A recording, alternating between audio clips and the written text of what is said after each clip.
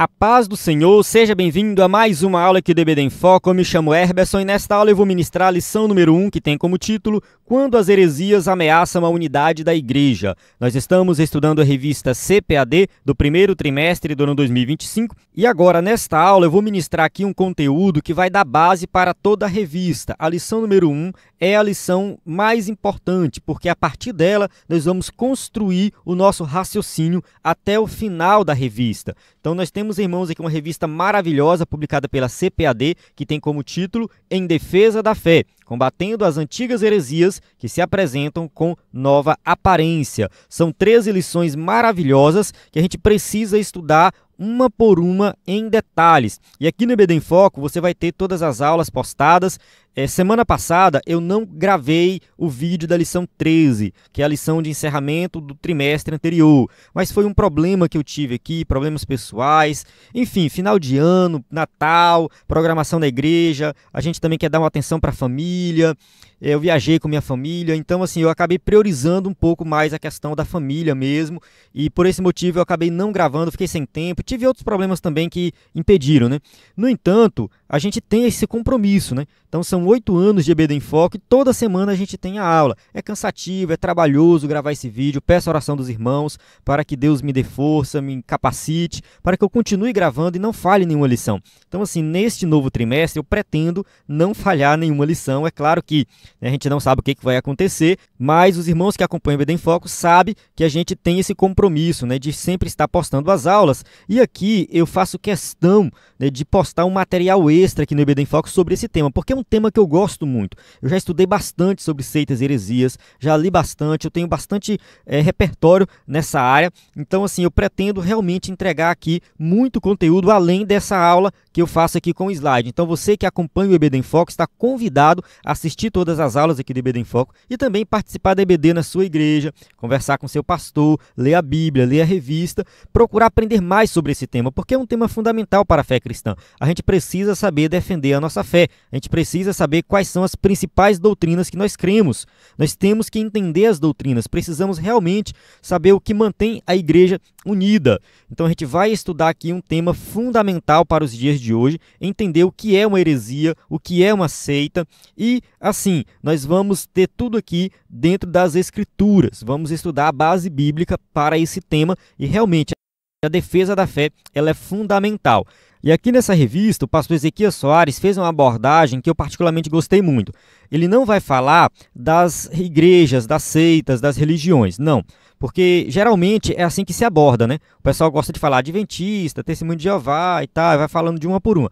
Na verdade, ele não foi por esse caminho, porque até mesmo esse caminho acaba sendo assim um caminho que bate muito, né, e acaba afastando as pessoas. E no livro de apoio ele fala sobre isso. A gente tem que ter um pouco de cuidado quando vai tratar sobre seitas e heresias para não ofender as pessoas. Então é claro que a gente não vai ficar passando a mão na cabeça, a gente vai apresentar o erro. Então a abordagem que ele fez foi a seguinte, presta atenção. Ele vai falar das doutrinas e dos erros dentro dessas doutrinas. Então, ele vai falar, por exemplo, sobre a doutrina da Trindade, sobre Jesus Cristo, sobre o Espírito Santo, sobre salvação e vai apresentar quais são as heresias dentro dessas principais doutrinas. Então, o que o pessoal distorce?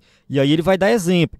Aí, assim, vai aparecer aqui as igrejas, ele vai citar Testemunho de Jeová, vai citar Mórmon, vai citar, enfim, algumas religiões, algumas seitas. No entanto, dentro dessa abordagem, apresentando as doutrinas erradas. Então, a gente vai ver quais são as doutrinas erradas para a gente se proteger. Então, a ideia é essa. Então, eu convido você, né, a acompanhar aqui essas aulas. Eu tenho certeza que vai ser uma bênção. E nessa lição especificamente, nós vamos entender aqui, né, o que a Bíblia diz sobre isso, sobre essa questão da defesa da fé. No tópico 1, a gente vai estudar sobre a ameaça dos lobos vorazes que estão dentro da igreja. Então, a passagem bíblica aqui é Atos capítulo 20. Então, a gente vai ver ali a orientação que Paulo, né, dá para os anciãos ali de Éfeso. No tópico 2, a gente vai falar sobre apologética, né? O que é apologética? Então, a gente vai estudar a passagem de 1 Pedro, capítulo 3, né? E no tópico 3, a gente vai falar sobre heresias, né? O que são as heresias, e também a gente vai estudar aqui várias passagens bíblicas e uma passagem também de Pedro, né? 2 Pedro, capítulo 2. Então, assim, uma lição bem completa e abrange aí muitos tópicos interessantes que vai dar base para todo o restante da revista. E você que acompanha o EBD em Foco sabe que aqui a gente usa o nosso slide em PowerPoint. O slide é 100% baseado na revista, com imagem de qualidade, pronto para ser usado. Já postamos o slide da lição 1 desde segunda-feira, está no site. Às vezes a gente atrasa um pouco o vídeo e tudo mais, não posta no início da semana, mas o slide a gente faz esse esforço de postar no início da semana. Então, assim, nós falhamos na aula da lição 13 do trimestre anterior. No entanto, o slide foi postado. A gente não deixou de postar o slide da lição 13. Então, assim, a gente está sempre postando o slide e você não vai ficar sem slide para ministrar uma aula de excelência na EBD. Quem é assinante do EBD em Foco acessa os slides de adultos e jovens, vários bônus, como slides de escatologia, discipulado, sermões e PDF, curso base de teologia e cursos de vários temas. Discipulado, a gente lançou o Discipulado 1 e o Discipulado 2 vai ser lançado aí essa semana, se Deus quiser. Então, a gente vai só revisar os slides que já estão prontos e vai postar no site. Então, assim, conteúdo de qualidade para você ministrar na sua igreja. Nós temos experiência na produção desse material desde 2016, a gente produz slides, subsídios, temos mais de 750 slides disponíveis, você pode baixar esses slides. Temos alguns slides antigos que falam sobre esse tema, então você pode encontrar no nosso site, nessas lições aqui que eu dei um exemplo, eu vou deixar na descrição do vídeo o link dessas lições antigas para você baixar o slide e também você pode acessar o nosso site. Eu vou mostrar rapidinho aqui o site. Quem é assinante já percebeu que a gente está fazendo aí uma reformulação no site, né? Eu vou mostrar aqui, é assim, ó. Nós estamos com essa nova página que está aparecendo assim o material, né? Quem entra pelo computador, pelo celular também. E tem essa setinha aqui do lado que você pode passar, né? Você pode passar essa setinha, ó, slide de adultos, slide de jovens, escatologia, e aí você vai encontrando o material, né? É tipo Netflix. Quem já acessou a Netflix sabe como é que vai passando os filmes. No celular é só você deslizar a tela para o lado que você vai ver o material. Aqui embaixo aparecem os slides anteriores. Aqui está 2022, mas é porque a gente está atualizando, né? Vai aparecer aqui 2023 e 2024 também. Então, os slides anteriores de adultos, slide anterior de jovens. Aqui em PDF para você buscar o tema, né? Quero um slide sobre salvação, sobre oração. Você vai pesquisar e aqui a gente ainda vai acrescentar mais conteúdo, né? De qualquer forma, todo o conteúdo está no menu, aqui no canto superior esquerdo, tá? Você encontra todo o material aqui, né? Curso base de teologia, discipulado, tudo aqui, né? Nesse menu também. Então, está ficando muito bom, de qualidade, né? Se você abrir os slides anteriores e for pesquisar por tema, é só chegar aqui, ó, pesquisar, tá? Então, esse material aqui, ó, que é o slide anterior salvo em PDF, nós liberamos para todo mundo. É de graça, é gratuito, viu? Tem mais de 750 slides que você pode baixar. Os slides antigos, salvos em PDF, que você pode baixar gratuitamente. O slide atual em PowerPoint e os anteriores em PowerPoint, somente para quem é assinante do EBD em Foco. Então não perca seu tempo, faça a sua assinatura o mais rápido possível. Então o nosso site é ebdemfoco.com, o nosso WhatsApp também está aqui disponível e na descrição do vídeo tem o nosso site, o nosso WhatsApp e todas as informações que você precisa para acessar o material de qualidade no ebdemfoco.com. Texto áureo diz assim: Amados, procurando eu escrever-vos com toda a diligência acerca da comum salvação, tive por necessidade escrever-vos e exortar-vos a batalhar pela fé que uma vez foi dada aos santos. Judas, versículo 3. Então, para quem não sabe, Judas é apenas um capítulo, né? Esse Judas aqui não é o Judas Iscariotes, é outro Judas. Enfim, então aqui a gente tem uma passagem bíblica que fala da questão da salvação, né? Ou seja, a gente precisa entender essa comum salvação e também exortar a batalhar pela fé, no sentido de que realmente nós temos que saber defender a nossa fé. Precisamos argumentar bem aquilo que nós cremos. Verdade prática, heresias são crenças e práticas contrárias ao pensamento bíblico que distorcem os pontos principais da doutrina bíblica. Então, assim, a gente observa que as heresias, elas são crenças, práticas, doutrinas que vai contrário à Bíblia, que distorce a Bíblia. Então, a Bíblia, ela tem ali uma linha de raciocínio que segue de Gênesis a Apocalipse, que fala da salvação, fala de Deus, do Espírito Santo, de Jesus Cristo, os temas principais assim. E a gente sabe que isso aí é fundamental para que nós possamos alcançar a salvação, crer no que a Bíblia ensina. Tudo que distorce o ensino bíblico é uma heresia. Aqui tem os objetivos que eu já falei no começo da aula. A leitura bíblica em classe, Atos 20, de 28 a 31, 1 Pedro 3, de 15 a 16, 2 Pedro 2, de 1 a 3. Durante a aula a gente volta desses versículos, a gente vai ler e explicar em detalhes. Vamos para a introdução que diz assim: heresias são crenças e práticas contrárias ao pensamento bíblico, pois elas distorcem os pontos principais da doutrina cristã, confrontam o cristianismo histórico e criam um problema para as igrejas e as famílias. Então a gente precisa entender que as heresias, elas vão ser contrárias ao que a Bíblia ensina, então vão distorcer as principais doutrinas bíblicas, vai distorcer todo o cristianismo histórico, tudo que aconteceu no passado, e vai criar vários problemas atuais, né, para as famílias. Eu posso dar um exemplo aqui, Testemunho de Jeová. É uma seita. Apesar do escritor da revista orientar lá no livro de apoio, né, que a gente tem que evitar chamar as outras igrejas de seita, eu não consigo, entende? Eu estou tentando me segurar, mas é complicado, porque assim, acaba ofendendo, né? As pessoas acabam ficando ofendidas e tudo mais. Não, porque chamar de seita, porque eles chamam a gente também de seita, né? Então, para os Testemunhos de Jeová, nós somos uma seita, né? E para nós, eles são uma seita. Mas enfim, os Testemunhos de Jeová, por exemplo, uma igreja, no caso uma seita que surgiu há pouco mais de, eu acho que não tem nem 200 anos, 150 anos, pouco mais de 150 anos, né? E ali eles vão criar doutrinas novas que nunca existiu no passado da igreja. Então eles distorcem toda a história do cristianismo. Alguém pode argumentar que a Assembleia de Deus também surgiu há pouco mais de 100 anos e distorce tudo o que aconteceu no passado, mas não é bem assim. A Assembleia de Deus é uma tradição evangélica, não uma igreja nova que tenta substituir tudo que aconteceu no passado. É uma tradição que surgiu a partir do movimento pentecostal, né, que emergiu ali no começo do século passado. Então, a gente tem as bases doutrinárias da igreja primitiva, né? E a gente vai falar sobre isso daqui a pouco, a gente vai entrar nessa questão da base doutrinária, porque a base doutrinária ela é fundamental para mostrar a unidade da igreja. Você pode falar assim, não existe unidade, a Assembleia de Deus é diferente da presbiteriana, que é diferente da batista, que é diferente. Mas, assim, a gente pegar a Assembleia presbiteriana, batista, cristã evangélica, metodista, são igrejas sérias, são igrejas que têm a mesma base da fé. Eles vão divergir em algumas outras doutrinas que não são fundamentais com relação à salvação. Por exemplo, escatologia. Se você acredita que Jesus volta antes da grande tribulação, Jesus volta depois da grande tribulação, ou que nem sequer vai existir grande tribulação, isso não faz diferença para a sua salvação, tá bom? Pode fazer diferença para a questão da sua fé, fortalecimento da fé, mas salvação isso não vai fazer diferença. Então a gente vai falar aqui de doutrinas que são fundamentais com relação à salvação.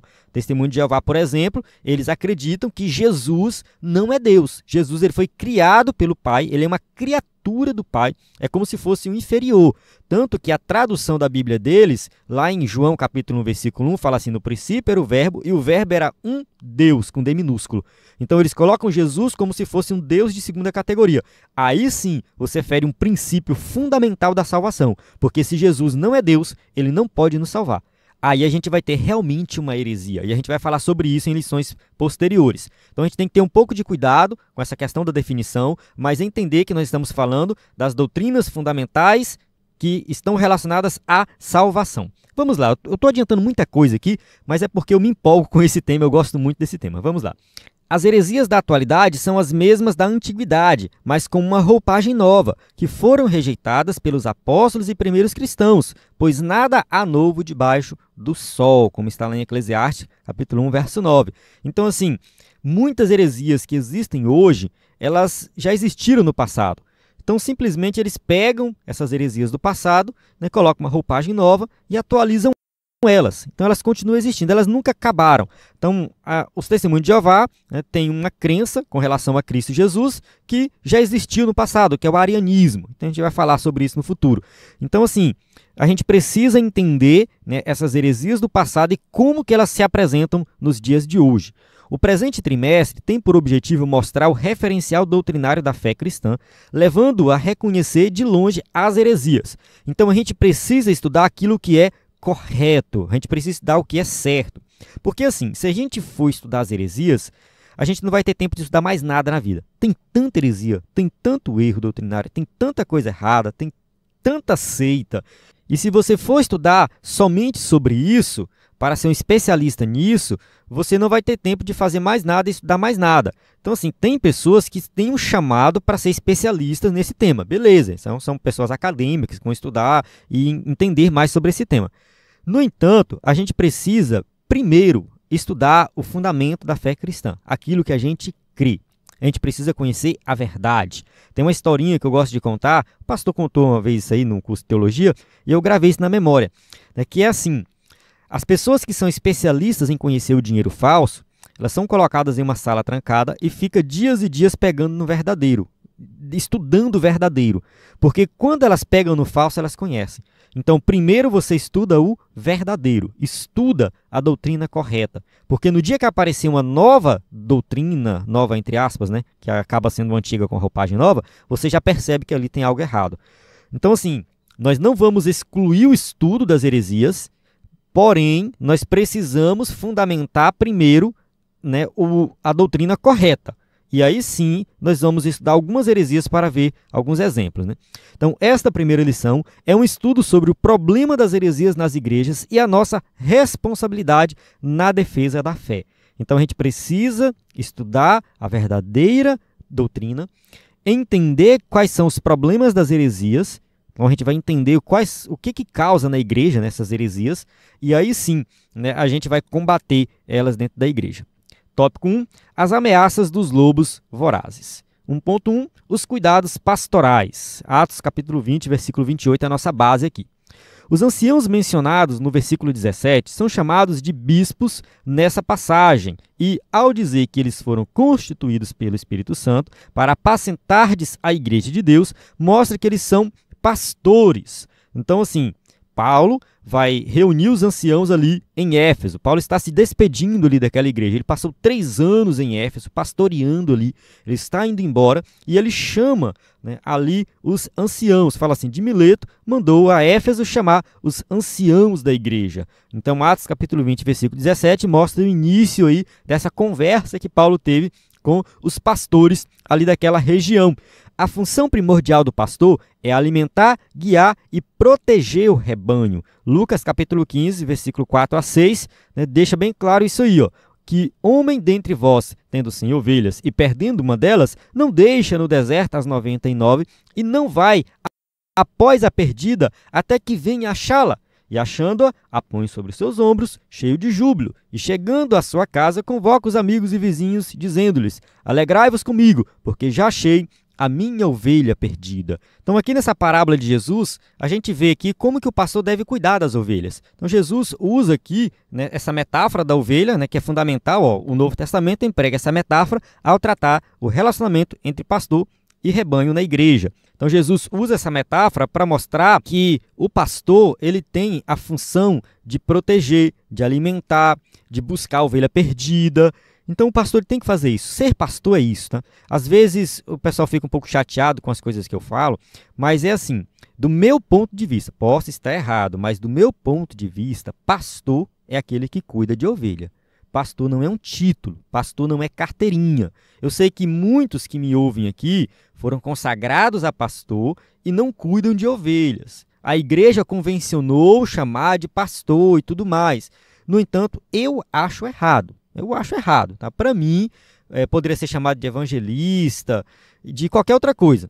Mas, para mim, só chamaria de pastor quem está cuidando de ovelha. Se a pessoa parou de cuidar de ovelha, parou de cuidar de igreja, não é mais chamado de pastor. É outra coisa. Pastor é quem cuida de ovelha. Essa é a minha visão. Tá? Posso estar errado também, mas enfim. Eu gosto de ver a questão da prática. Ser pastor é uma função, é um cargo específico ali. Quando você sai daquele cargo, você perdeu aquele cargo. É como se fosse um diretor de uma escola. É diretor enquanto você está lá na escola dirigindo. Você deixou de ser diretor, voltou a ser professor, então você agora é professor. Você não é mais diretor. É só enquanto você exerce aquela função, não é um título. Infelizmente, hoje, pastor se tornou um título. É o título de pastor, foi consagrado. Nunca tomou conta de uma igreja, mas é pastor. Eu discordo disso. Mas, enfim, né, vamos continuar aqui. Só mostrar aqui que no Novo Testamento, né, a figura aqui do pastor é justamente esse que cuida das ovelhas. A exortação apostólica aos líderes da igreja visa proteger os irmãos e as irmãs das heresias e guiar todos na verdade do evangelho. Então, assim, dentro da Bíblia, né, os apóstolos estão ali sempre preocupados, né, com a liderança da igreja. Então, assim, de capacitar a liderança. A liderança tem que ser capacitada para ensinar o povo, para cuidar do povo. Então, se você pastoreia uma igreja, foque nos líderes. Treine os líderes, chame os presbíteros, os diáconos, líder de jovem, líder de ciclo de oração. Treine eles, capacite eles, porque eles é que vão lhe ajudar no cuidado do rebanho. Então, não coloque toda a carga sobre você. tá? Capacite a liderança para que ela possa te ajudar. Esse cuidado aparece nos ensinos de Jesus. Então, Mateus 7,15, acautelai-vos, porém, dos falsos profetas, que vêm até vós vestidos como ovelhas, mas interiormente são lobos devoradores. Então, muitos dos falsos profetas estão dentro da igreja, muitos estão no nosso meio. Eles estão vestidos como ovelhas para enganar o povo. Então, às vezes a gente não percebe, parece uma ovelha, mas não é uma ovelha, é um lobo. Tópico 1.2, depois da minha partida. Vamos ler aqui a passagem, Atos 20, 29. Porque eu sei isto, que depois da minha partida, entrarão no meio de vós lobos cruéis, que não perdoarão o rebanho. Essa expressão é uma palavra profética, pois o apóstolo não está apenas se referindo à sua morte, mas também ao avanço dos hereges no seio da igreja depois do período apostólico no futuro. Então, assim, Paulo está falando assim, depois da minha partida. Claro, isso aqui tem referência à saída dele dali, ele está saindo, ele está indo para outro local e as viagens eram longas e tudo mais, provavelmente ele não voltaria mais ali naquela região. Então ele sabe que depois que ele partir, né, vai surgir ali lobos cruéis, mas também ele está falando de um futuro. No futuro, depois que eu morrer, depois de um tempo, né, vocês são responsáveis por esse rebanho, então vocês têm que ter cuidado. Cuide desse rebanho. Então, Paulo usa uma linguagem metafórica para identificar os falsos doutrinadores, lobos cruéis ou lobos vorazes. Infelizmente, né, dentro da igreja tem essas pessoas que estão sempre tentando enganar, que estão sempre tentando, né, fazer com que o povo, né, se desvie da verdade. Isso aqui é algo que a gente precisa tomar cuidado, porque os próprios discípulos de Jesus, às vezes, faziam isso. Teve uma situação em que Jesus multiplicou os pães e os discípulos estavam presentes, viram, né, o milagre e tudo mais. Aí depois teve uma outra situação que estava a multidão com fome do mesmo jeito e os discípulos preocupados, querendo saber como que ia fazer para alimentar o povo, que ia ter que comprar comida. Ou seja, eles já tinham presenciado um milagre uma vez. E aí aparece uma segunda situação que era para eles chamar Jesus e falar assim, Jesus, você já fez uma vez? Faça de novo, né? Faça um milagre novamente. No entanto, eles estavam sem fé, eles não creram no milagre, que Jesus poderia realizar um milagre. Então essa passagem da segunda multiplicação dos pães deixa bem claro que nós temos que ensinar o tempo todo. Não, a gente não deve achar que basta ensinar uma vez e pronto, todo mundo aprendeu e é isso aí. Não, o cuidado ele é diário, o cuidado do pastor, da igreja, da liderança, com o povo de maneira geral é diário. Então, assim, a gente precisa ensinar, precisa cuidar, porque os lobos vorazes estão no nosso meio. O apóstolo Pedro, depois de ensinar que o Espírito Santo inspirou os profetas do Antigo Testamento, mostrou que a presença do verdadeiro ensino nem sempre é suficiente para impedir a manifestação do falso.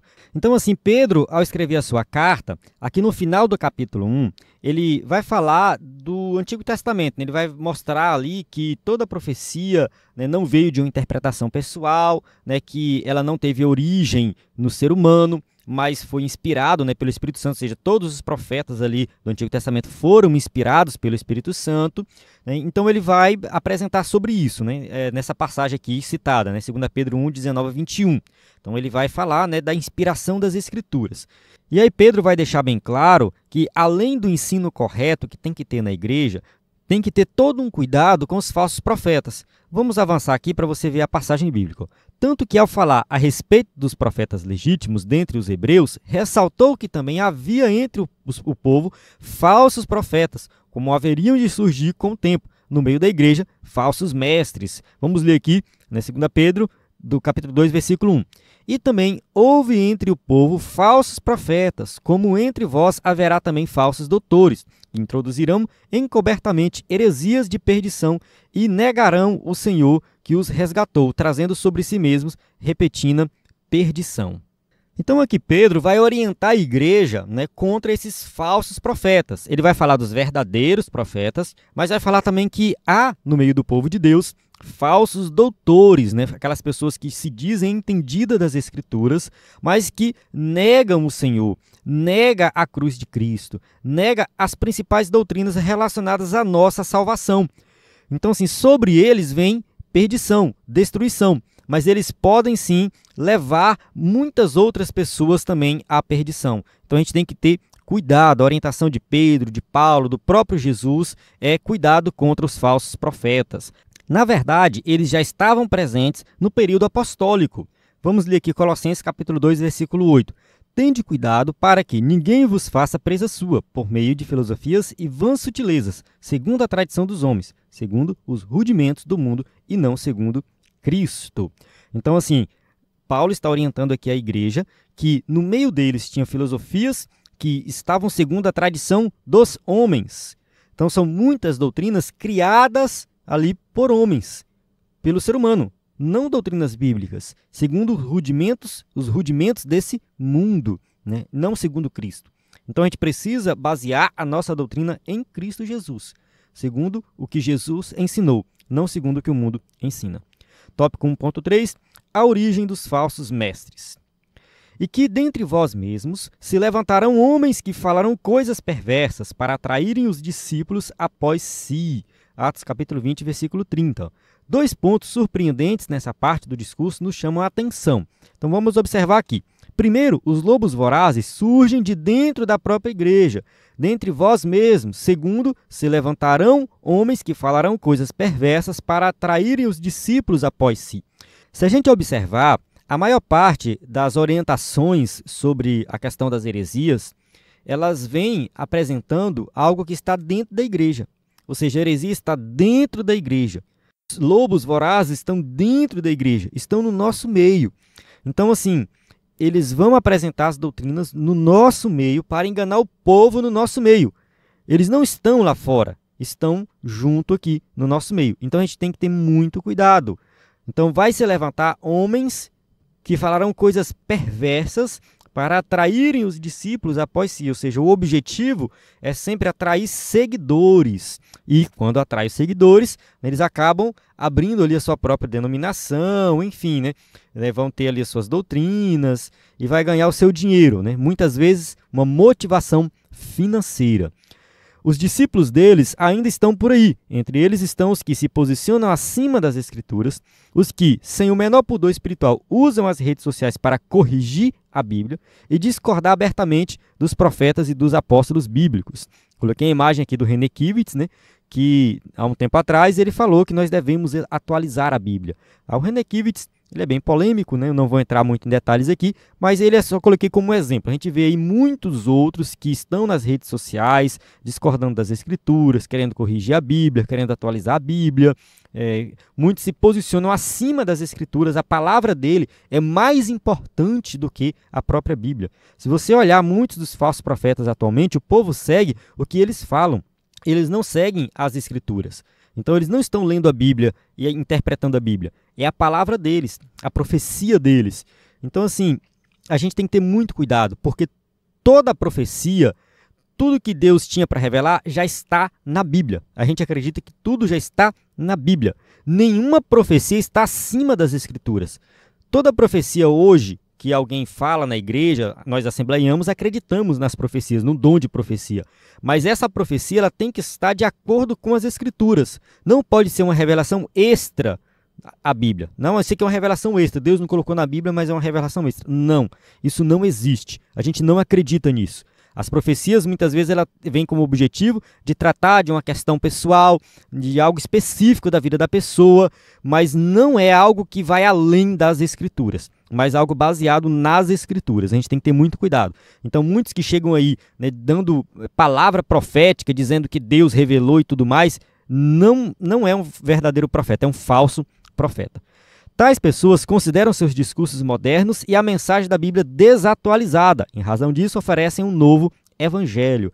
2 Coríntios, capítulo 11, versículo 13 a 15, diz assim, porque tais falsos apóstolos são obreiros fraudulentos, transfigurando-se em apóstolos de Cristo.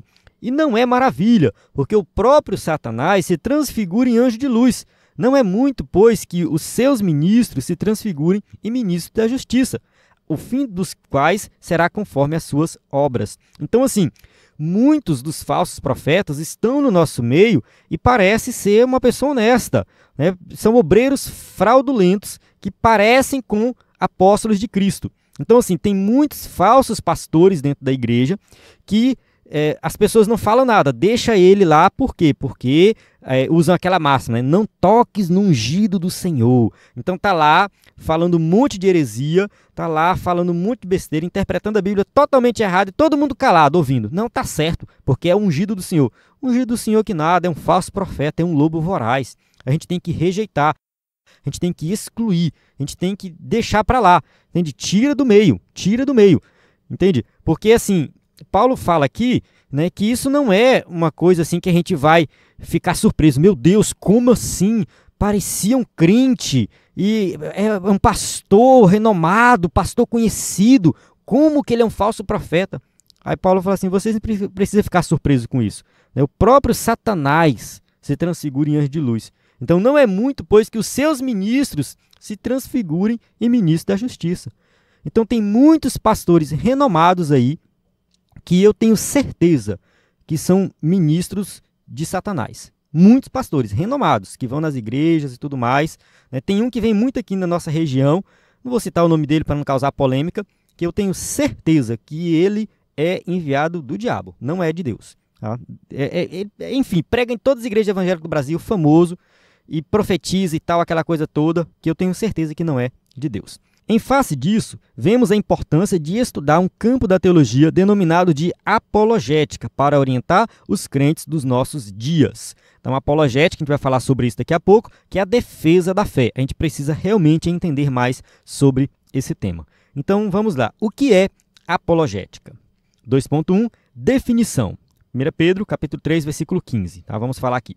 Apologética cristã é a defesa lógica e racional da fé cristã e de suas práticas doutrinárias. Então a gente precisa saber defender as escrituras, defender a doutrina bíblica. Então fazer essa defesa é chamado de apologética, tá? O estudo sobre isso, tá? É o estudo dessa defesa, uma defesa lógica e racional. O termo vem do substantivo grego apologia, que literalmente significa defesa, resposta. Então a gente precisa saber dar uma resposta à nossa fé, defender a nossa fé. O termo grego, traduzido por responder em, vamos lá, é a passagem de Pedro, tá? Preparados para responder com mansidão, em 1 Pedro 3,15. É apologia, uma tradução literal é sempre preparados para uma defesa. Então, Pedro está deixando bem claro que nós temos que estar sempre preparados para responder com mansidão ou preparados para uma defesa da nossa fé. A versão bíblica, chamada de Nova Versão Transformadora, emprega o verbo explicar. Fica assim, ó, sempre preparados para explicá-la, ou seja, explicar a nossa fé. Então, a apologética mostra que o cristianismo é racional. Os dados da revelação podem ser explicados de maneira metódica e sistemática, portanto, aceitável. Então, a gente tem que entender que o cristianismo não é simplesmente algo que vem de forma subjetiva, pela fé, que a gente crê de forma cega. Não, eu creio e ponto final. Não, não é assim que funciona. O cristianismo, ele pode ser explicado, a nossa fé de maneira geral, assim, ela pode ser explicada. Tudo que a gente crê, tudo que a gente acredita, a gente pode explicar de forma racional. A gente acredita que o ser humano pecou, caiu, e aí por causa do pecado, Deus traçou um plano de salvação, formou um povo, que é o povo judeu, a partir daquele povo nasceu o Messias, que é o Salvador. Estou resumindo aqui, mas tem toda uma explicação racional para a nossa fé. Então é muito comum, né, a gente ver por aí alguns teólogos que vão para debates, debater a fé cristã. E isso está certo, não é errado não, está certo. Então eles estão bem preparados, estudam de forma metódica, de forma racional e explica. É claro que não tem como explicar os milagres, explicar, né, as coisas sobrenaturais. Esse não é o objetivo da apologética. O objetivo da apologética é fundamentar a nossa fé dentro de algo racional que a gente acredita numa organização da fé cristã. Então a gente precisa fazer essa defesa. É importante nós fazermos essa defesa e entender os fundamentos da fé cristã. Então Jesus disse que devemos amar a Deus de todo o nosso coração, de todo o nosso entendimento. Isso ensina que devemos amar a Deus por completo, com o corpo, as emoções e o intelecto. Então ser cristão é algo que envolve as emoções, mas envolve o nosso intelecto. Entende? A gente precisa ter algo lógico, racional, intelectual. Ser cristão também é ser um intelectual. A gente precisa compreender isso. Não é uma fé cega que você simplesmente crê e ponto final, não tem explicação. Você crê... Não é assim. Tá? Você precisa dar uma explicação da nossa fé. Como que funciona a mecânica da salvação, quem foi Jesus, por que que a gente crê de fato que Jesus é o Salvador, por que que nós cremos que Ele é Deus. A gente precisa ter uma explicação para isso, racional. Tópico 2.2, a que defesa Pedro se refere? Aqui nesse tópico, o escritor da revista fala de algo que eu achei um pouco confuso, né? Que ele está tentando argumentar, né, assim, sobre a defesa da fé no sentido apologético, né, que Pedro está usando nesse sentido apologético. E alguns vão argumentar aqui, na verdade, né, algumas pessoas vão discordar, vão dizer que, na verdade, a defesa que Pedro está falando é uma defesa num ambiente hostil, que você foi preso, alguma coisa do tipo, e você vai se defender ali, né, porque você crê em Jesus e tal. Mas, enfim, eu achei confuso, tá? Eu achei confuso esse tópico, vou ler aqui, vou tentar explicar, mas é um tópico que eu achei desnecessário. Mas vamos lá. Fala assim, ó, há quem argumente que essa defesa seja uma resposta a uma acusação, visto que essa mesma palavra, apologia, aparece nesse sentido no Novo Testamento como defesa de uma acusação tanto formal como informal. Então, assim, vamos lá. Algumas pessoas vão dizer que a palavra apologia se refere a uma defesa diante de uma acusação, né? Você está sendo acusado e tal. Então, Paulo, né, está ali sendo acusado, ele apresenta assim, né? Ele fala assim, ó, a eles respondi que não é costume dos romanos entregar algum homem à morte sem que o acusado tenha presentes seus acusadores e possa defender-se da acusação. Então, Paulo está usando aqui a palavra apologia, no sentido de que ele realmente precisa se defender dessa acusação. Então, o versículo 16... fala do bom testemunho cristão que serve para provar a inconsistência das acusações contra os crentes. Então, em 1 Pedro 3,16, ele fala assim, ó, tendo uma boa consciência para que, naquilo em que falam mal de vós, como malfeitores, fiquem confundidos que blasfemam do vosso bom procedimento em Cristo. Então, segundo alguns estudiosos, né, Pedro está falando aqui de você se defender da fé quando você for acusado, no sentido de que você está sendo ali, de alguma forma, meio que quase condenado pelo que você crê e tudo mais, você tem que saber se defender nessa situação. Aí o escritor da revista discorda disso. Ele diz assim, ó, mas não parece ser esse o caso, porque a defesa, resposta ou explicação nessa passagem é sobre a razão da fé dos cristãos. E isso diz respeito à doutrina cristã. Então o escritor da revista vai descartar essa interpretação, né, que a defesa que Pedro está falando é só uma defesa diante de uma acusação. E ele vai dar uma explicação aqui que, na verdade, o que deve acontecer, né, que Pedro está falando, é que nós devemos defender a nossa fé em qualquer situação, em qualquer circunstância, não só diante de uma acusação. Essa é a ideia aqui, tá? Ele fala assim, ó, ainda que Pedro esteja se referindo à resposta a uma acusação formal num ambiente hostil, não deixa de ser uma oportunidade para a defesa da fé cristã, como aconteceu com o apóstolo Paulo diante de Festo e de Agripa, na mesma audiência. Né? Atos 26, versículo 24 e 25. E dizendo ele isto, em sua defesa, disse Festo em alta voz, estás louco, Paulo, as muitas letras te fazem delirar. Mas ele disse, não deliro, ó potentíssimo Festo. Antes, digo palavras de verdade e de um são juízo. Então, assim, Paulo estava sendo acusado, estava se defendendo, e ao mesmo tempo Paulo estava apresentando a razão da fé dele, aquilo que ele cria. Vamos avançar aqui. 2.3. Por que devemos combater as heresias?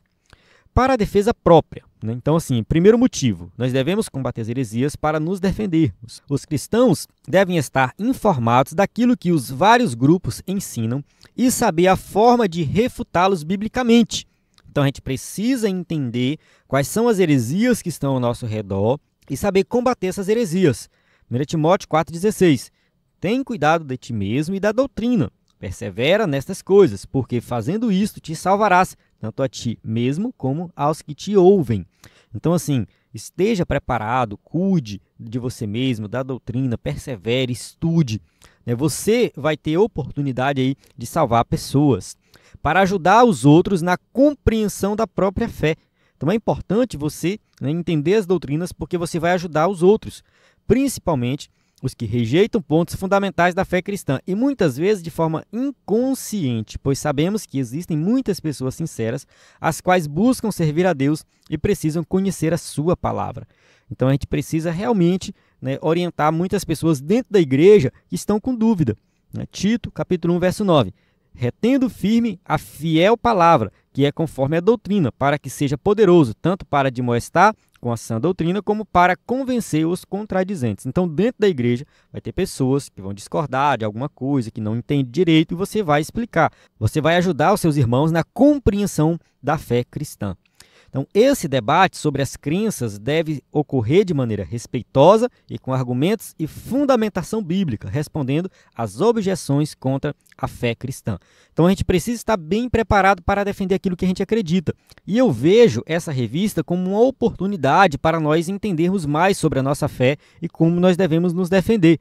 Se você for debater com o Testemunho de Jeová, com o Adventista, que são os dois grupos bem conhecidos, eles são muito bem preparados. Eles têm bons argumentos, eles sabem as passagens bíblicas, eles conseguem realmente ali fazer uma explicação detalhada daquilo que eles creem. E muitos crentes assembleianos, quando se deparam com um grupo desses aí que eu citei, ou qualquer um outro, eles muitas vezes ficam sem palavras, muitas vezes eles ficam calados, deixa para lá, e muitos são convencidos, né? Então, muitos mudam de igreja, saem da Assembleia, vão para uma dessas igrejas aí, para uma dessas seitas, porque não compreendeu ainda aquilo que ele passou a vida inteira ali ouvindo. Às vezes a pessoa está na igreja a vida inteira ouvindo a palavra de Deus e o primeiro debate que tem com o Testemunho de Jeová já vai para o lado de lá. E isso é trágico, porque falta no nosso meio, às vezes, um ensino mais sistemático das doutrinas. Um ensino mais coerente, mais detalhado, para que nós possamos saber defender a nossa fé. A maioria dos crentes não sabem por que a gente não guarda o sábado. Muitas vezes, quando se depara com um adventista, simplesmente responde assim: o meu pastor disse que não precisa, então não guardo o sábado por isso. Mas não sabe argumentar dentro das Escrituras. Então a gente precisa realmente compreender quais são os fundamentos da nossa fé para não cair nas armadilhas dessas seitas, que vêm com várias heresias por aí. O êxito dessa luta é garantido quando se está nos domínios do Espírito Santo. João capítulo 16, versículo 13. Mas quando vier aquele Espírito da verdade, ele vos guiará em toda a verdade, porque não falará de si mesmo, mas dirá tudo o que tiver ouvido e vos anunciará o que há de vir. Então, assim, tem gente que não gosta de estudar a Bíblia, não estuda e tal, porque diz que o Espírito Santo vai colocar na cabeça dele tal, o que ele vai falar. Mas a gente precisa entender uma coisa: o Espírito Santo vai fazer você lembrar do que Jesus ensinou, do que está na palavra de Deus. Então, se você não estudou, se você não se preparou, ali não vai acontecer nada de especial, tá? Você precisa estudar. Então, o Espírito Santo vai nos guiar, ele vai nos dizer o que nós precisamos, mas nós precisamos o quê? Orar, ler a palavra, compreender a palavra, e aí sim ele vai nos capacitar. Tá? Então, assim, tem que estudar, não tem outro caminho. Vamos para o tópico 3, o que são heresias. 3.1, seitas e heresias.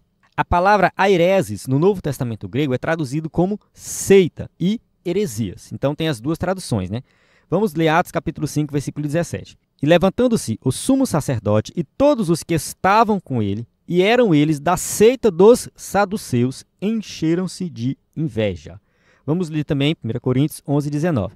E até importa que haja entre vós heresias, para que os que são sinceros se manifestem entre vós. Então, aqui a palavra aireses é traduzido como seita e também como heresia. É verdade que o cristianismo foi também chamado de seita, mas por não cristãos, porque não conheciam as verdades do evangelho de Cristo e que se opunham a ele. Vamos ler aqui Atos 24, 5. Temos achado que este homem é uma peste e promotor de sedições entre todos os judeus, por todo o mundo, e o principal defensor da seita dos nazarenos. Olha só, os cristãos sendo chamados de seita. Atos 24, 14. Mas confesso-te que, conforme aquele caminho a que chamam seita, assim sirvo ao Deus de nossos pais, crendo tudo quanto está escrito na lei e nos profetas. Então, observe que duas passagens aqui, o cristianismo é chamado de seita. Então vamos entender aqui como que essa palavra era usada no tempo dos apóstolos. Muitas vezes ela era usada não para se referir simplesmente a uma religião errada, no caso assim, um grupo que tem uma religião totalmente errada. Muitas vezes ela é usada para denominar um partido, algo que está dentro do mesmo contexto, mas que tem ali uma crença um pouco diferente. Então, assim, como se fosse uma subdivisão. Então, assim, os saduceus e os fariseus, eles estavam juntos. Entende? Eles estavam na sinagoga juntos, eles estavam no sinédrio, enfim, eles tinham ali, eles trabalhavam juntos. Tá? Só que aí, muitas vezes, eles são chamados de seita dos saduceus. Por que seita dos saduceus? Porque eles eram um grupo, um subgrupo dentro dos judeus. Então, não necessariamente era algo pejorativo, né? Não era algo que estava diminuindo eles. Então, era só usado nesse contexto de separação, de mostrar que era um grupo diferente. Essa palavra era também usada nesse contexto.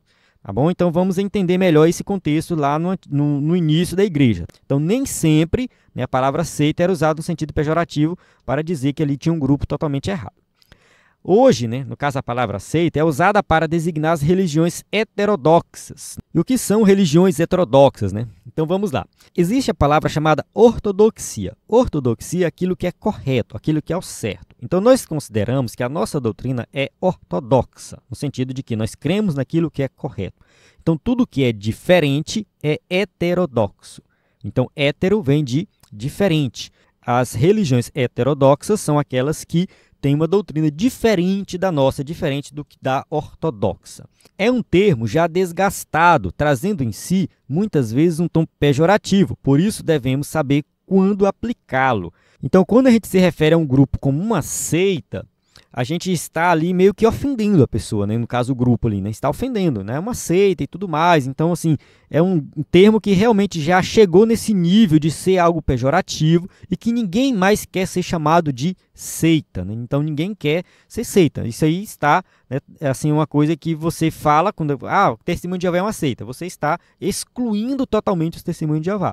Tá? Eu falo tranquilamente. No entanto, a gente tem que ter um pouco de cuidado porque ofende. Se você quer ganhar um testemunho de Jeová, se você quer ganhar um adventista, você não pode chegar falando assim, você está numa seita, você pertence a uma seita, você crê numa seita. A gente tem que ter um pouco de cuidado com o uso dessa palavra. Tópico 3.2, aireses, no Novo Testamento. Esse vocábulo aparece com o sentido de partido, espírito sectário, e nem sempre apresenta uma ruptura com o sistema convencional de determinada comunidade. Então, os saduceus e os fariseus eram seitas que formavam facções dentro do próprio judaísmo. E a versão bíblica NAA, que acho que é a Nova Almeida Atualizada, traduz por partido. Então, foi o que eu falei anteriormente, né? Então, ali os saduceus e os fariseus estavam ali dentro do próprio grupo, né? Judaísmo, né? Eram judeus e eles eram partidos diferentes, né? Paulo adverte para que não haja no seio da igreja essas divisões, aireses, e condena as inovações doutrinárias que causam divisão ou dissensão. 1 Coríntios 11:19, e até importa que haja entre vós heresias, para que os que são sinceros se manifestem entre vós. Então aqui Paulo está falando assim, quando tem ali heresia dentro da igreja, a gente descobre quem realmente crê na verdade e quem não crê. Né? São inovações doutrinárias que são erradas, no sentido aqui, realmente no sentido errado. Paulo está usando nesse sentido. Heresias de perdição. Vamos ler aqui, né, a passagem de Pedro, né? 2 Pedro, capítulo 2, versículo 1. E também houve entre o povo falsos profetas, como entre vós haverá também falsos doutores, que introduzirão encobertamente heresias de perdição e negarão o Senhor que os resgatou, trazendo sobre si mesmos, repetindo a perdição. É nessa passagem que a hereses apresenta o sentido de erro doutrinário, com a heresia propriamente dita no campo teológico que nós conhecemos como hoje. Então, assim, nos dias de hoje a gente usa heresia nesse sentido aqui especificamente. Tá? É uma heresia, uma seita, é algo que realmente se desvia da palavra de Deus, totalmente contrário à palavra de Deus. Então, as heresias distorcem os pontos principais da doutrina cristã no que diz respeito a Deus, Trindade, o Senhor Jesus Cristo e o Espírito Santo. Então, se você vê uma doutrina ou uma igreja aí que tem um ensinamento totalmente errado sobre o Pai, o Filho ou o Espírito Santo, isso aí é uma heresia, é uma seita, exclui isso aí, exclui da sua vida isso aí. Não participe, né, porque realmente está algo fundamental para a nossa salvação. Então, assim, ao ser humano, a natureza, pecado, salvação, origem, destino, ou seja, nós temos também muitas heresias nesse sentido, que distorce por completo a salvação. Como que nós alcançamos a salvação? Nós cremos que a salvação ela acontece por meio da fé em Cristo Jesus. A salvação é pela graça, não é por obras. Somente crendo em Cristo Jesus que nós somos salvos. E se a gente for observar, a Assembleia de Deus, Presbiteriana, Batista, enfim, cristã evangélica, metodista, são igrejas que creem dessa forma. Então, a Assembleia de Deus surgiu há pouco mais de 100 anos. No entanto, a nossa base doutrinária é a mesma da igreja primitiva, das igrejas históricas. A gente tem a mesma base doutrinária. Então, a Assembleia de Deus surge no contexto do movimento pentecostal, tal, a gente vai crer no batismo com o Espírito Santo, mas a base da salvação é a mesma das igrejas históricas. A nossa escatologia ela pode diferir de algumas outras igrejas, mas a escatologia eu penso que não é uma doutrina fundamental quando se fala de salvação. Então você pode acreditar que Jesus volta antes da grande tribulação, depois da grande tribulação, pode acreditar que vai ter milênio, que não vai ter milênio. Isso não vai influenciar na sua salvação. Entenda isso. Você não vai deixar de ser salvo porque você é amilenista, pré-milenista, pós-milenista. Isso não influencia, não tem nada a ver com a sua salvação. Então tem alguns pontos doutrinários que vão divergir de uma igreja evangélica séria para outra. Estou falando de igrejas evangélicas sérias. Pega assim as igrejas sérias que pregam a salvação em Cristo Jesus. Por exemplo, nós assembleianos não acreditamos que só os assembleianos serão salvos. Não, a gente acredita que a salvação é baseada na fé em Cristo Jesus e todos aqueles que creem em Jesus como Salvador vão alcançar a salvação. Partindo desse ponto de vista, né, pode ser que tenha salvos até mesmo dentro de algumas seitas, que a gente considera seitas. A igreja adventista, por exemplo, é uma igreja que, do meu ponto de vista, tem muitos erros teológicos. No entanto, tem muitos adventistas que creem em Jesus como Salvador, que deposita a confiança da salvação em Cristo e não em obras, não na lei. E, de certa forma, é fiel a Deus e vai alcançar a salvação. É um ponto de vista meu.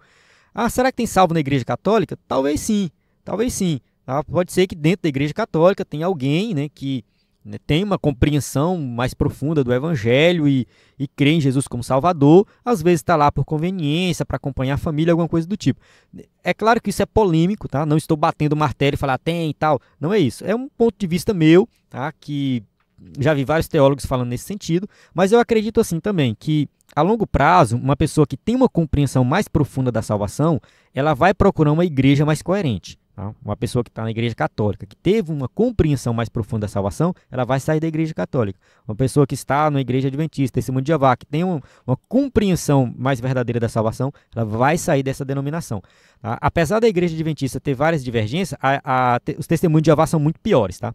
Testemunho de Jeová, eles têm uma crença que a pessoa tem que mudar completamente aquilo ali para ser salvo, porque eles consideram Jesus como um Deus de segunda categoria, inferior, então isso não faz sentido. Então, assim, eles têm que deixar essa crença, e se deixar, aí eles vão ser expulsos de lá. Então, tem várias questões assim, tá? A gente tem que ter um pouco de cuidado, né, ao tratar desse tema, mas a gente sabe que o fundamento da fé cristã, quando se fala de igreja evangélica séria, apesar de ter divergências de algumas doutrinas, uns acreditam que falar em línguas, outros dizem que língua foi só para a igreja primitiva, mas isso também não é fundamental para a salvação. Tá? Tem as doutrinas fundamentais para a salvação, não dá para a gente falar sobre tudo isso aqui, vamos falar em lições posteriores, vamos tratar desse tema, vai ter muito material extra no EBD em Foco, vídeos extras, muita coisa que vai te ajudar a compreender melhor esse tema. Tá? Estou só aqui adiantando algumas coisas. Vamos lá. E também com relação à igreja e às escrituras sagradas. Tá? Então, quando se fala das escrituras sagradas, por exemplo, a igreja católica acredita que a tradição tem o mesmo peso que a Bíblia. Então, eles têm a tradição e aí muita coisa que a igreja católica faz é baseado na tradição e não na Bíblia. Então, isso aqui também é um tipo de distorção que tem por aí. Né? Uma coisa assim que é básica para você conhecer uma seita é quando eles dizem que a salvação só acontece por meio deles. Tá? Então, assim, se você só é salvo se pertencer à nossa igreja. Se a Assembleia de Deus falar isso, a Assembleia de Deus se torna uma seita. Tá? A gente tem que ter muito cuidado com essa ideia. A Assembleia de Deus não acredita que a salvação acontece só na Assembleia de Deus. Tá? Não acredita. A gente acredita que a salvação é por meio de Cristo Jesus. Então, você pode estar em qualquer igreja, vamos colocar assim, qualquer igreja séria, se você crê em Cristo Jesus, você é salvo. Tá? Batista, cristã evangélica, presbiteriana, qualquer uma. Você crê em Jesus, você é salvo em Cristo Jesus. Se tiver uma seita, aí é um ponto mais polêmico, mas a gente, como eu já falei, né, eu acredito que sim, tem salvo em algumas igrejas aí que podem ser consideradas seitas. Mas é aquela coisa, a base doutrinária. Por exemplo, a Igreja Cristã do Brasil. Tem gente que acredita que eles não são uma seita, só que eles têm um probleminha básico. Eles dizem que só é salvo quem pertence à Cristã do Brasil. Isso aí destrói a igreja, entende? Destrói por completo. Porque, segundo eles, os assembleianos não são salvos.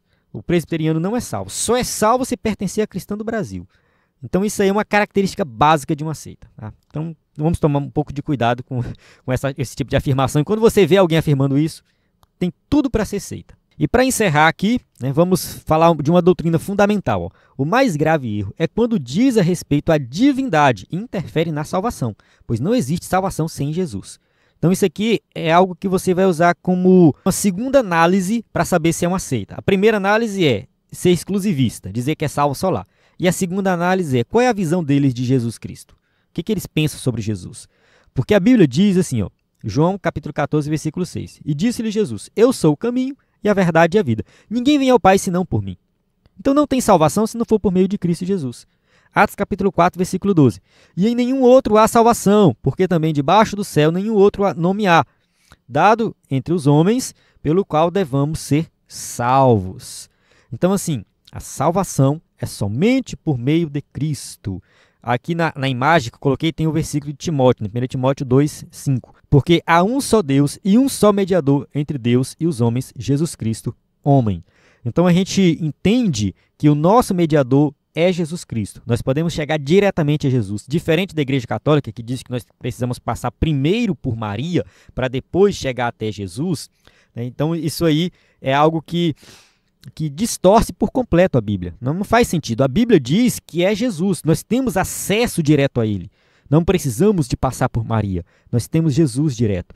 E só para ilustrar aqui, né, essa questão de colocar Maria como a mediadora, né, que a Igreja Católica faz, isso gera nas pessoas muitas ideias aí no imaginário popular, né, colocando muitas vezes Maria como mais importante do que Jesus. Posso usar aqui como exemplo o filme O Ato da Compadecida, que é um filme que eu gosto muito, tá? Eu particularmente gosto muito, assisti o primeiro, assisti o segundo, né? Saiu agora nessa época que estou gravando esse vídeo. Gosto da obra do Ariano Suassuna, acho que a gente tem que valorizar, assim, né, as obras brasileiras, o cinema brasileiro. Mas só para mostrar que muitas vezes esse imaginário popular, né, esses erros doutrinários levam as pessoas a crer em coisas nada a ver, né? Então no filme a gente vê ali Maria, né, participando do julgamento, defendendo João Grilo, né, enfim, tentando evitar de toda forma que ele seja condenado. A gente sabe que isso não existe, né? Nem a Igreja Católica acredita no que acontece ali no filme. Ali é só uma obra de ficção. A gente tem que entender que ali é uma obra de ficção, não tem nada a ver com doutrina cristã e nada demais. Pode ser baseado na doutrina cristã, mas não é a doutrina cristã, né? Ali realmente é uma obra de ficção, a gente tem que entender isso. Porém, né, deixa a ideia, né, que realmente, né, as pessoas pensam muito nesse sentido, né, de que Jesus está muito distante. Né? João Grilo chega a falar assim, o Senhor está muito distante de mim. Né? Então assim, eu me aproximo de Maria porque ela é mais parecida comigo, ela é gente do povão, ela está no nosso meio. Só que aí é um erro doutrinário, porque a gente crê no Jesus, né, que se tornou homem para ser parecido conosco, para ser igual a nós, né, para passar pelos mesmos problemas que nós passamos. Então sim, nós podemos chegar diretamente a Cristo, não precisamos da intervenção de Maria. Mas vamos lá, concluir a aula que diz assim: os apóstolos responderam aos opositores da fé cristã e lançaram a base da nossa teologia. Todos os escritos do Novo Testamento mostram essa luta acirrada contra as falsas doutrinas. É, pois, tarefa da igreja atual batalhar pela fé que uma vez foi dada aos santos. Finalizamos com a seguinte pergunta para reflexão: estamos a fazer pela verdade o que esses agentes da heresia fazem pela mentira? Então, aqui a gente tem uma conclusão, né, que mostra que realmente, né, os apóstolos eles defenderam uma fé cristã. Eles se depararam com várias heresias, várias seitas, e eles tiveram que combater, que mostrar a verdade. E a verdade que eles apresentavam ali foi a verdade que eles viveram, que eles andaram com Cristo, que eles caminharam com Cristo. Então eles defenderam a verdade doutrinária, né? E nós temos que batalhar pela fé, né? A fé que nos foi dada, a gente tem que lutar por essa fé, defender essa fé, conhecer essa verdade, né? E aí fica essa pergunta, né? Será que realmente nós estamos dispostos a fazer pela verdade o que os agentes da heresia fazem pela mentira? Estamos dispostos a pagar o preço? Estamos dispostos a estudar, nos aprofundar, ter mais conhecimento bíblico, nos dedicar na palavra de Deus? É um preço que se paga. Eu chamo você a pagar esse preço junto comigo nesse trimestre. Né? Porque assim, a gente precisa tirar um tempinho para estudar livros extras, materiais extras, e eu vou disponibilizar esse material no EBD em Foco. Pode contar com o EBD em Foco para você aprender mais esse tema, né? Fazer esse sacrifício de aprender mais, de estudar mais para defender aquilo que a gente acredita. Amém? Então a gente chega aqui no final da aula, temos as perguntas para quem vai usar o slide aí na igreja. Mais uma vez, lembrando o nosso conteúdo de qualidade para você ministrar uma aula de excelência no EBD em Foco, nosso site ebdemfoco.com. Na descrição do vídeo tem tudo que você precisa para acessar o nosso material e entrar em contato conosco. Na plataforma EBD em Foco, você tem tudo que precisa para ministrar uma aula de excelência na EBD. A paz do Senhor, até a próxima aula.